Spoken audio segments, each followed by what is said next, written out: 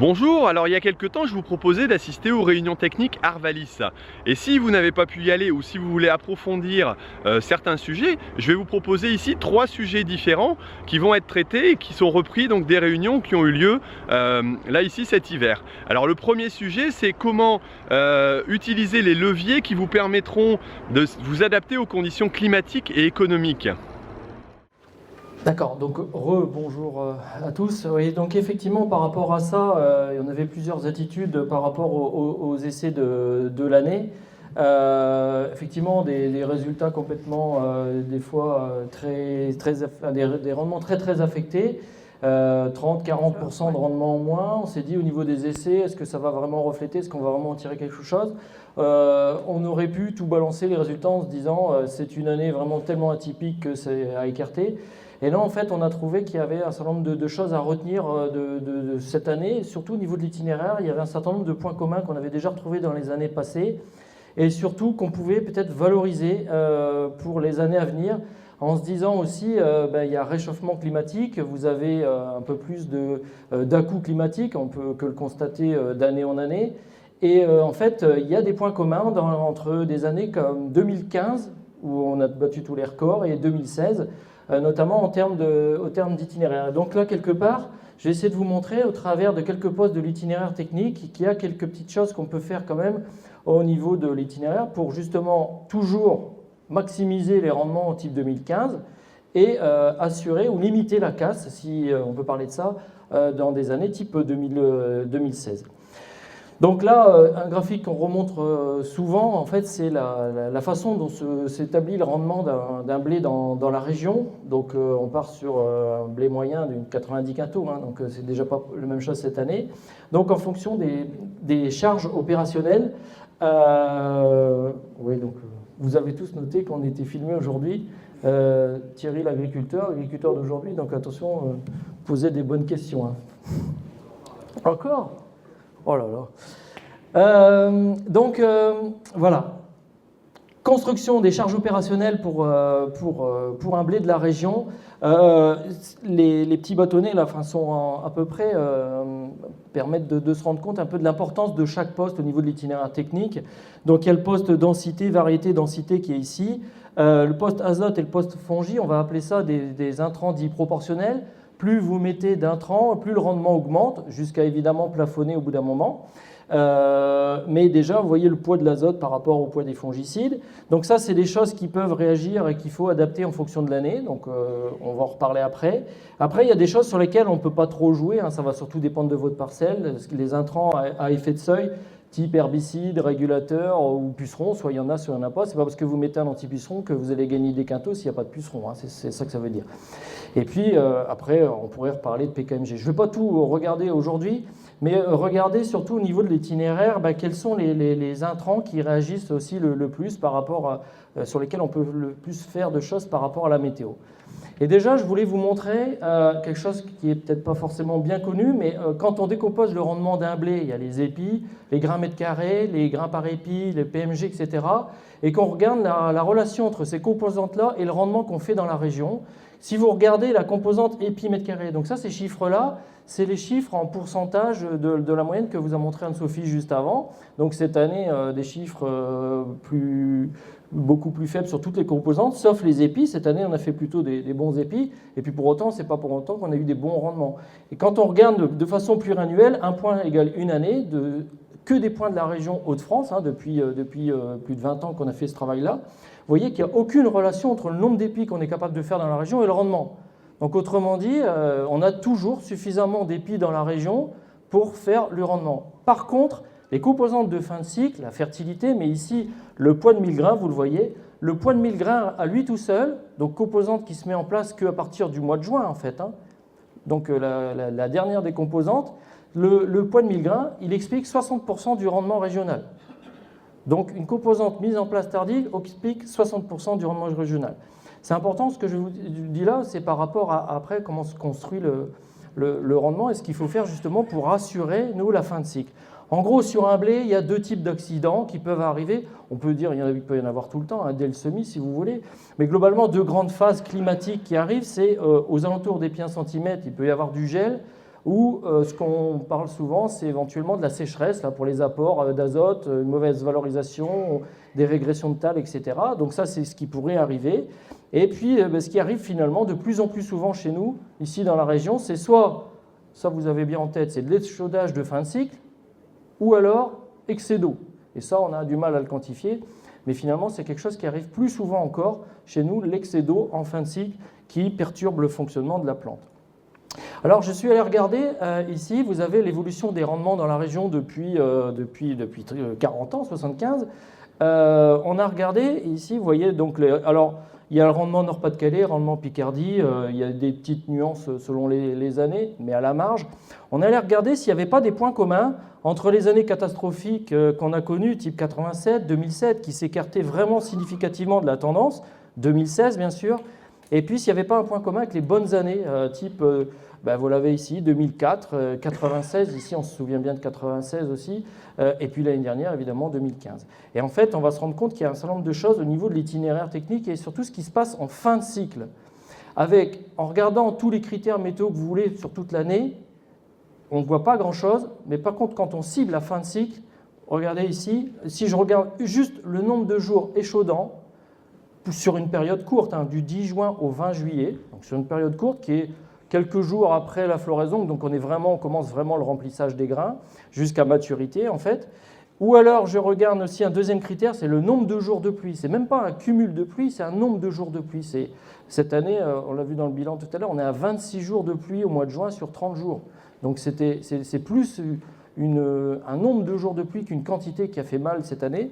Quand on regarde ça et puis qu'on positionne finalement en noir les très très mauvaises années en rouge, jusqu'aux bonnes et aux très bonnes années plutôt en vert, vous voyez que rien que ces deux critères-là, finalement, ils expliquent quasiment toutes nos bonnes et nos moins bonnes années.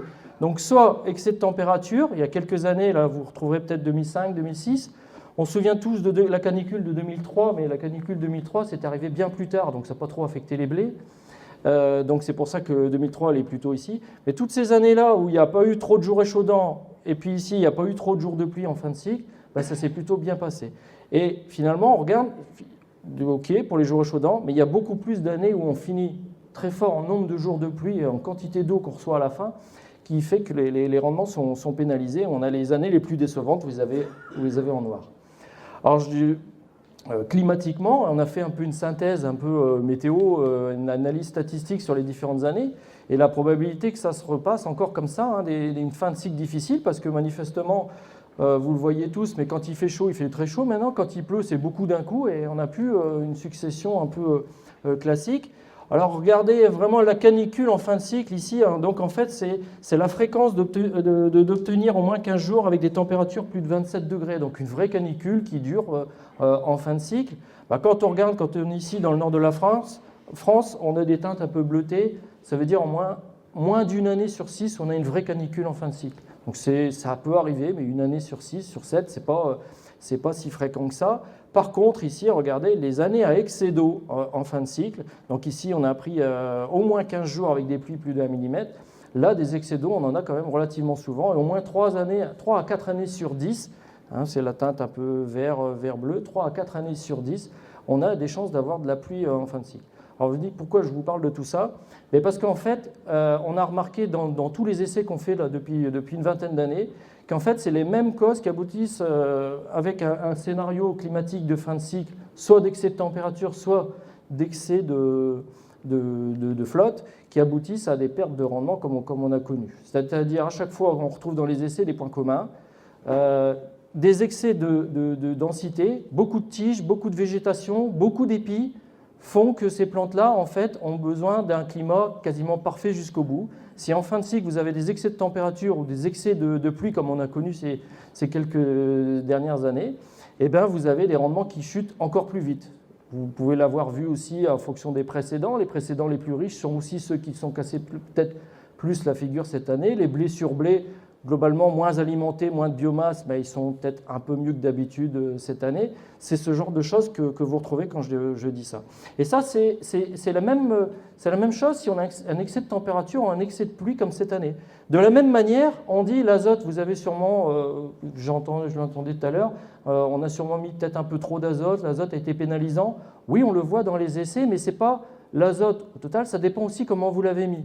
Et c'est l'azote précoce qui était le plus pénalisant. Si vous avez forcé de l'azote au talage, ça c'est de moins en moins, mais à épi 1 cm par exemple ou un 2 nœuds, cet azote-là a pu être pénalisant dans certaines parcelles, alors que si on avait forcé à la fin, à dernière feuille ou à floraison, comme on le fait de plus en plus maintenant, je ne vais pas dire qu'on a gagné des quintaux cette année, mais on n'en a pas perdu au moins. Donc c'était un peu la façon de répartir. Et l'azote précoce, biomasse précoce, excès de végétation fait qu'il faut un climat parfait jusqu'au bout, ce qui est de moins en moins le cas quand on parle de réchauffement climatique. Illustré autrement ici, vous avez la relation que j'ai dans un point, c'est tous nos essais là, depuis X années sur la région. Vous avez la relation entre les épis mètres carrés et la fertilité épis. Donc logiquement, plus vous avez d'épis, plus les épis sont petits, moins il y a de grains par épi. Donc on a une relation qui descend en bleu là, ça c'est la relation classique qu'on a.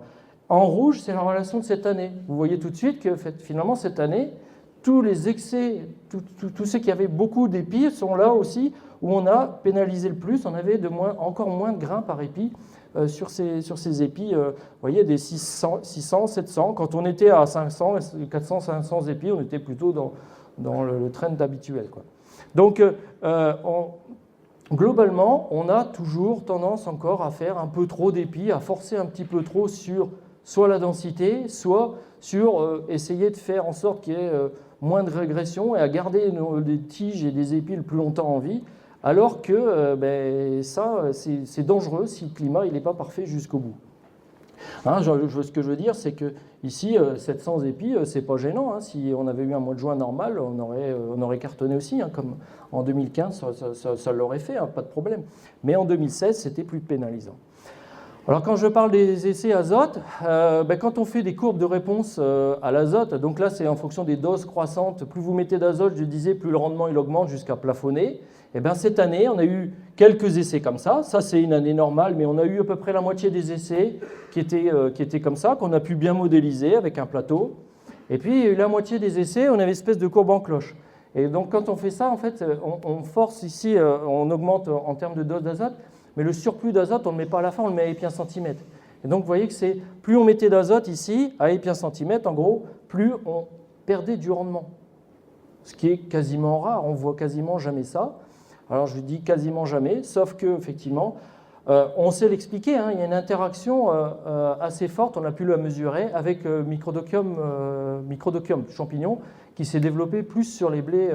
Et apparemment, il aime bien les plantes gorgées d'azote, je ne sais pas, mais en tout cas, il y a une belle interaction dans les essais qu'on a pu faire entre de l'azote, la quantité d'azote, et puis la quantité de nivelé qu'on a pu retrouver. Et puis l'autre chose, c'est ce que je vous disais, plus le blé est riche, plus il y a un accident, plus derrière, il a été limité dans le transfert de ce qu'il avait prélevé, de ce qu'il avait réussi à stocker dans les feuilles vers les grains. Donc un très mauvais transfert des feuilles vers le grain. Alors, je disais c'est assez rare, sauf que quand je regarde dans les essais, ça c'est des diapos qu'on a présentés, j'ai quasiment repris l'intégralité, c'est quasiment les diapos qu'on a présentés là, en 2005 ou en 2007. En 2005, c'était une canicule de fin de cycle, donc des excès de température fin de cycle. Et bien on avait retrouvé aussi dans nos essais azote une espèce de courbe en cloche, là, plus on mettait d'azote, plus le rendement il chutait. Alors quand on regarde ici, il y a quand même ici en trois apports, quand on force un peu plus, là la courbe est un peu plus plate. Et puis à l'inverse, en 2007, c'était un peu fin de cycle aussi catastrophique que cette année, très mauvais rendement aussi. Là aussi, on avait retrouvé l'excès d'azote pénalisant, limite, et puis on s'était posé pas mal de questions sur la valorisation de l'azote ces années-là. Donc ça arrive, et vous voyez que c'est des situations complètement opposées, mais qui rejoignent celle de 2007. Et donc tout ça, ça nous fait dire qu'on peut quand même faire un certain nombre de choses au niveau de l'itinéraire pour justement assurer 2015 et limiter 2016. Alors par rapport à tout ce que je viens de vous dire, on se dit il y a quand même essayé de capitaliser entre des résultats type 2016 et 2015, il y a sûrement des points communs, des choses qu'on peut faire pour toujours assurer. Alors je vous laisse méditer sur le chat, là, ce qui veut dire là derrière, mais Ce qu'on peut constater au travers de tous les essais qu'on a, c'est que globalement, il faut relativiser l'aspect date de semis. On l'a encore vu cette année, l'aspect date de semis, varier les dates de semis, pas se mettre trop tôt, c'est aussi une porte de sécurité en cas d'accident climatique, on va le voir. Et puis finalement, on peut retarder le semis. Là, on avait tendance à ravancer encore ces dernières années. Beaucoup d'entre vous ont eu à ravancer parce que ça se passait bien. Ça peut être une erreur pour plein de choses, j'en reparlerai après. Au niveau des densités, ça me paraît être un levier très important. C'est toujours bien d'avoir des fortes densités, beaucoup de plantes et beaucoup d'épis, mais il faut que le climat soit parfait jusqu'au bout. Or, réchauffement climatique, etc., puis les accidents qu'on a font que finalement, on s'en sort jamais bien, ou une fois sur deux, ça peut mal se passer quand on est vraiment en excès. Donc, essayons de regarder ce qu'on peut faire au niveau des densités. Sur l'azote et fractionnement, là, il y a des choses à faire, pas forcément en quantité, mais plutôt en termes de fractionnement, en termes d'apport. Et puis, au niveau des fongicides, là, il y a le gros levier. Alors, on pourrait profiter du profil des variétés qui font plus d'épis, etc. Il n'y a pas grand-chose à voir, mais au niveau maladie, là, il y a vraiment des économies à faire. Si on veut combiner réchauffement climatique et puis faire un peu d'économie ou optimiser le schéma pour l'année prochaine, c'est là-dedans qu'on peut taper un peu. Donc l'objectif, vous l'avez compris derrière, tout ça, c'est des dates de semis, densité, variété, etc. C'est toujours diminuer le risque vert, le désherbage, même si c'est vrai que cet automne, ça va mieux se passer quand même globalement que l'automne dernier, il est sûrement un petit peu plus froid. Mais puis c'est aussi pour éviter les problèmes qu'on a en fin de cycle. Je ne vais pas dire une année sur deux, vous l'avez vu, 3 années sur 4, et on peut avoir un accident de fin de cycle qui peut tout foutre par terre. Au niveau de date de semis, j'ai réexhumé ici, ça c'est que des résultats de la région depuis plus de 20 ans. Donc c'est exprimé sur une parcelle, on a semé à différentes dates, toutes choses égales par ailleurs, c'est le même itinéraire, c'est la même variété. On regarde comment se déforme le rendement. Donc c'est des choses que vous aviez peut-être déjà vues, mais ça permet de rechiffrer un petit peu, de repondérer un peu ce qu'on peut dire. Globalement, on est à 100% quand on est ici dans la région du 1er au 10 octobre. Ceux qui sèment avant le 1er octobre, je ne vais pas dire une chance sur deux, mais on peut avoir ou un désherbage non contrôlé, ou des pucerons, ou un risque de gel, ça c'est encore possible. On a des points qui sont négatifs parfois. Et puis après, je ne sais pas si vous aviez forcément ça en tête, mais regardez la vitesse à laquelle la courbe chute, c'est quand même pas énorme en fait. Donc on est encore, et il faut relativiser avec l'échelle, vous avez vu l'échelle c'est volontairement grossi, puisque je suis encore à 90 ici, mais là, au 20 octobre, on est encore à 98% du rendement maximum de la parcelle, quoi. Toutes choses égales par ailleurs. Je ne suis pas en train de comparer un blé de lin ou de patate semé de bonheur avec un blé de betterave à arracher en mauvaises conditions. Là, forcément, il y a des écarts de rendement qui peuvent être plus importants. Mais toutes choses égales par ailleurs, vous voyez qu'on n'est pas tous obligés de tout semer le plus tôt possible. Bon, là, vous allez me dire, il est un peu tard, c'est fait. Mais là, c'est déjà un enjeu. Quand on sait que de décaler de 15 jours sa date de semis, ça permet de diviser par 2 la population de vulpins. Ça peut permettre aussi éventuellement de carrément faire l'impasse à l'automne dans certaines parcelles propres. Je pense que ceux qui ont semé ces jours-ci au niveau des herbages, ça va bien mieux se passer.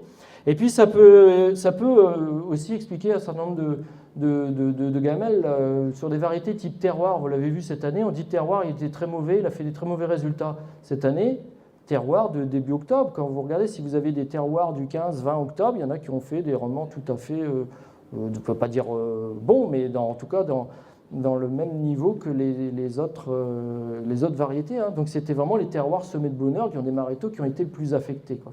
Donc ça, c'est un levier important qui va conditionner toute la suite du cycle. Pareil au niveau des densités. Regardez un peu les relations. Donc encore une fois, il y a évidemment des différences entre les limons, les argiles, les sables, etc. On a plus de pertes de pieds, il faut se mettre un peu plus dense dans les petites terres, etc. Ok, mais regardez ici un peu, on est encore à 97% à 150 grains semés, et je compte 10 à 15% de pertes pendant l'hiver et puis jusqu'à 1 cm. Je ne suis pas en train de vous dire qu'il faut tous semer à 50 ou 100 grains. Mais entre les 200, 250 grains que je vois souvent, et puis là, le problème c'est que cette année, vous avez vu des petits PMG, la tendance était plutôt de forcer un peu en termes de densité, alors que finalement, même des petits grains cette année, ils avaient pratiquement la même faculté germinative que les autres. on risque de se retrouver avec des paillasses dans certaines parcelles si l'hiver n'est pas trop rude. Ça risque d'être délicat. Et quand on démarre comme ça, on n'a plus qu'à prier que le climat soit parfait, encore une fois, jusqu'au bout. Troisième point, l'azote. Là, pour le coup, c'est le poste sur lequel il faut surtout pas, on ne peut pas trop faire l'impasse, parce que finalement, c'est le poste qui réagit le plus dans la région. C'est le poste le plus important. Peut-être que je ne dirais pas ça si j'étais régional en région Centre ou Bourgogne, je ne sais où. Ici, en Hauts-de-France, c'est probablement le poste le plus important. D'ailleurs, pour faire un peu comme les copains en fongicide, on regardait le gain d'azote dans les essais azote, ce que ça avait rapporté. Effectivement, cette année, l'azote, il a rapporté que 35 quintaux, mais ramené en pourcentage du rendement moyen, c'est quand même plus de 40%. Et c'est comme d'habitude, hein, l'azote, c'est le poste qui a rapporté le plus. Les fongicides, c'était 20-25 quintaux. Et en pourcentage, c'était une trentaine de pourcents cette année. Vous allez voir ça avec Elodie juste après, enfin tout à l'heure. Donc, ça reste le poste le plus important. Par contre, on sait qu'on a un certain nombre de leviers. On vous avait entraîné, pour ceux qui suivent nos réunions depuis quelques années, on a de plus en plus, on parle de 4 apports, surtout pour des doses totales élevées. Je reviendrai sur cette diapo-là après, mais j'ai remis à jour ici, ça c'est les graphiques qu'on a montrés déjà l'année dernière. C'est l'avantage 4 apports contre 3. Ça nous paraissait 4 apports, c'est intéressant quand on a des risques de sécheresse au printemps. Cette année, évidemment, il n'y a plus tout le temps, il y a moins d'écart évidemment entre 4 et 3. Donc si vous regardez en rendement, les points bleus c'est de cette année, entre moins 2 et plus 2, en gros il ne se passe pas grand-chose. Donc au total, c'est plutôt positif sur plusieurs années de fractionner en 4 apports. Donc je parle de ça quand on a vraiment des doses totales qui sont à 200. Hein. Si vous êtes à 160, on ne va pas s'emmerder. Par contre, en protéines, on y gagne toujours. Hein. En protéines, on gagne toujours à faire du 4 apports contre du 3 parce que ça fait reporter automatiquement une proportion d'azote, 1 à 2 nœuds, et puis on met le complément à dernière feuille comme d'habitude. Mais ça, c'est une stratégie qui nous paraît être la plus sécuritaire, ce qui permet d'optimiser des années type 2015 et permet de limiter aussi les années type 2016 parce que ça évite d'absorber trop précocement de l'azote. Donc, c'est pas plus mal. Après, je n'ai pas remis, mais vous avez dans vos documents, on a remis à jour le soufre aussi. Le soufre, c'est finalement, on l'oublie de plus en plus, on a remis à jour ça aussi. C'est un élément qui permet de valoriser au mieux l'azote. Donc, on a de plus en plus de parcelles où le risque soufre est important, parfois même dans des bonnes terres. Hein. Tout ça, c'est lié à moins de soufre qui est apporté par les rejets atmosphériques, vous faites de moins en moins d'engrais complets, il y a de moins en moins parfois de matière organique, qui fait que au total, on a de moins en moins de soufre, et puis finalement, on a beau mettre de l'azote, et puis il n'est pas valorisé pleinement. Donc ça, c'est de plus en plus. Et puis, dernier point, c'est sur les OAD, je vais en reparler, et puis les formes aussi. Il y a des petites choses à dire sur les écarts entre formes pour valoriser au mieux les séquences climatiques et éviter de perdre de l'azote. Toute unité d'azote qu'on met doit pouvoir être efficace et doit être positionnée au meilleur moment. Par rapport aux OAD, en fait, je ne vais pas vous remontrer par 36 000 essais ce que ça a pu donner cette année. Donc, il y a du N-Tester, il y a du FarmStar, il y a tout ça. Là, ici, on a repris la synthèse pluriannuelle avec la nouvelle méthode qui est dans FarmStar, ce que ça pouvait donner. Effectivement, quand on reporte une quarantaine d'unités en fin de cycle, au total, ces dernières années, on avait plutôt tendance à mettre un peu plus. Donc au total, on était plutôt à 55 unités dans les outils conseillés, plutôt que 40 qu'on avait réservés. Donc ça fait toujours mettre un peu plus d'azote que ce qu'on avait prévu quand on utilise un outil, enfin en tout cas ces dernières années. Mais ça peut rapporter des quintaux. Si on doit même monter à 80 à la fin, ça peut aller jusqu'à 4 à 6 quintaux, on l'avait montré. Et puis ça peut rapporter de la protéine. Alors ce qu'il faut dire cette année, je l'ai un peu dit tout à l'heure, mais quand vous avez forcé un peu plus d'azote à épi un centimètre, là, vous avez une courbe qui est en cloche. Cette année, il faut quand même reconnaître, au niveau des outils, on a fait tout en sorte pour que le blé ait absorbé le maximum d'azote à floraison. Ça a marché, sauf qu'à partir de là, la météo fait qu'il n'y a eu aucun transfert.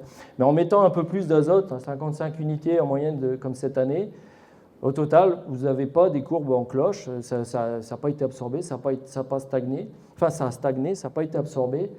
On n'a pas perdu, mais en tout cas, on n'a pas gagné. C'est un peu la particularité de l'année. Mais en tout cas, l'OAD nous paraît, peu importe l'OAD, il y en a 36 sortes, mais ça nous paraît être vraiment la seule solution pour vraiment s'adapter à l'année et puis adapter le plus tard possible. On sait faire jusqu'à dernière feuille, le plus tard possible les scénarios climatiques qui font que de changer et qui sont difficiles à prévoir. On essaie de mettre la plante dans les meilleures dispositions en floraison, mais après, on est toujours soumis à ce qui peut se passer au mois de juin. Au niveau des variétés, il y a sûrement des choses à faire. On regardait un peu au niveau des profils. Est-ce qu'on aurait tendance à, du coup, il faudrait prendre des variétés qui font moins d'épis et puis des variétés qui font plus de PMG, de fertilité pour compenser un peu plus la fin de cycle. Globalement, on le voit un petit peu, mais au niveau des variétés, vu le pas de temps qu'il faut pour mettre au point les variétés, etc., c'est assez long, assez dur à mettre en évidence. Ce qu'on peut constater, ça fait quand même une dizaine d'années qu'on ne fait plus de variétés avec beaucoup d'épis. Avant, on avait des variétés type toison d'or qui faisaient beaucoup d'épis, 100 épis de plus que les autres. Ça n'existe plus quasiment dans les variétés que vous cultivez le plus aujourd'hui. Donc au niveau des variétés, ça ne se voit pas trop. On voit un petit quelque chose au niveau des PMG, des variétés avec plus de PMG.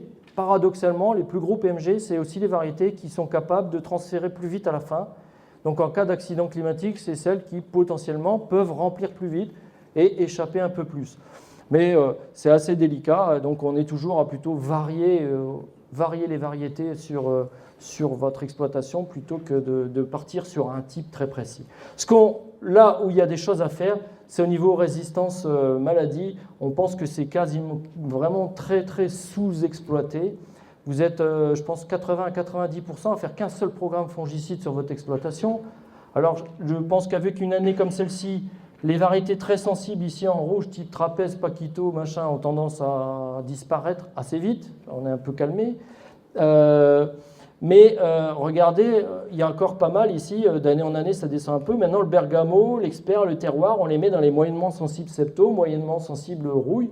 Et ce qu'il faudrait dépenser en face par rapport à des fructidors, à Absalon, où il y a des nouvelles variétés qui arrivent maintenant, c'est quasiment du simple au double, voire simple au triple en termes de dépenses fongicides. Si vous voulez vraiment économiser des sous, c'est au niveau des variétés que peut se faire les choses. Ici, sur ces variétés-là, il fallait 3 à 5 traitements cette année, alors que là, même des fructidors, un seul traitement cette année, ça pouvait encore à peu près passer. En fonction de date de semis, en fonction de plein de choses, mais la variété, et c'est un levier très très important. Et puis aussi, on développe de plus en plus les OAD, maladies aussi, qui peuvent permettre d'économiser aussi. Cette année, il ne fallait pas démarrer trop tôt. Elodie vous parlera de ça tout à l'heure, mais il ne fallait pas démarrer trop tôt. C'est plutôt vers la fin que ça s'est passé.